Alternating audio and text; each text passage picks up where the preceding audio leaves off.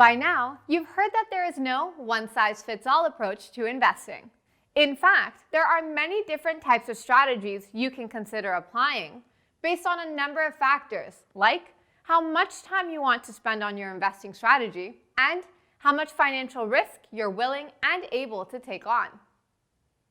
Let's go over a few basic investing strategies. First, the growth strategy. Growth strategy investors are mainly focused on capital appreciation, which is the rise in value of their investments. An investor who uses this strategy creates a portfolio with the majority invested in stocks from growth companies. These are companies that appear to show a potential for high growth and earnings. They can vary in size, but most often, these are smaller companies that are focused on expanding. Growth companies often do not pay dividends because they would rather reinvest earnings back into the company to drive up further investment and growth. Once a growth company becomes more mature, they may start paying dividends to investors. These companies tend to have a relatively high stock price when compared to their financial information, such as book value or earnings. This is because the market is expecting their earnings to grow quite a bit in the future. Because of this, investors are willing to pay a higher price now for any expected future earnings. We often see growth stocks in the news, like technology stocks. Investors should be aware that growth stocks tend to fluctuate in price and carry relatively more risk than other stocks. Second, the value strategy. Value strategy investors search for stocks that they believe are underpriced in the market when compared to the company's financial information. For example, there could be negative sentiment in the news that can drive a stock price down for the short term. This reduction may lead some investors to think that the stock price is not reflective of its balance sheet and earnings potential. Fun fact, one of the world's most well-known investors who applies this strategy is Warren Buffett. Value strategy investors generally have a tendency to buy and hold investments for longer periods of time. So rather than sell investments relatively quickly, like within a few months of purchasing, for example, they might keep their holdings for a while. They do this expecting to see significant long-term returns. Next, we come to the third basic investment strategy, income. An income strategy investor's main goal is to not only see portfolio growth, but to collect regular income in the form of interest payments, dividends, and distributions as well.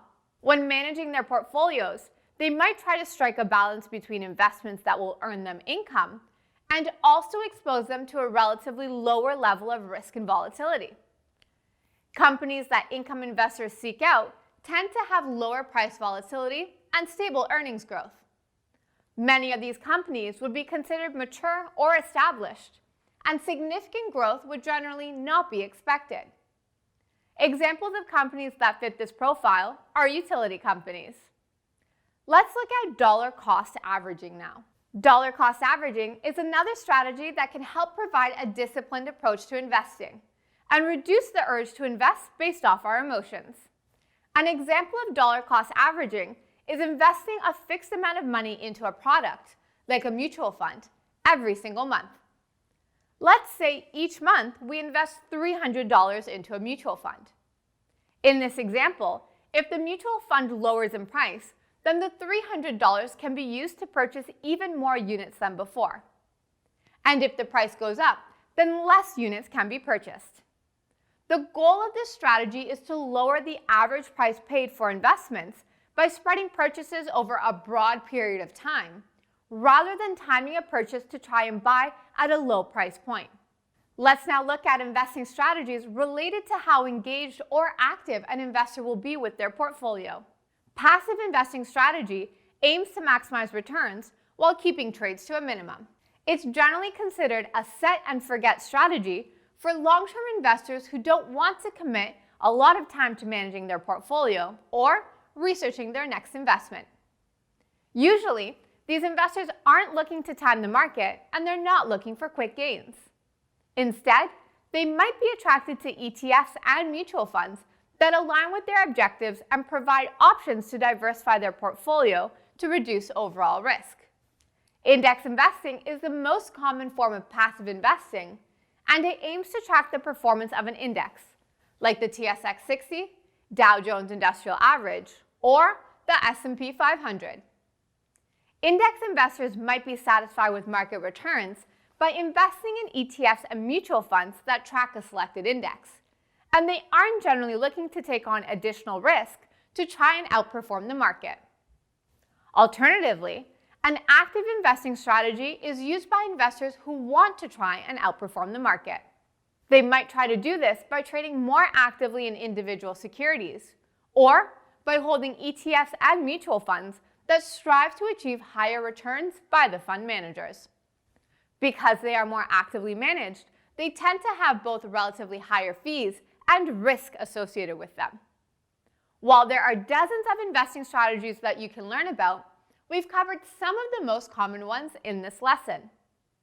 When an investor is trying to determine which strategy they want to apply, it can sometimes seem overwhelming.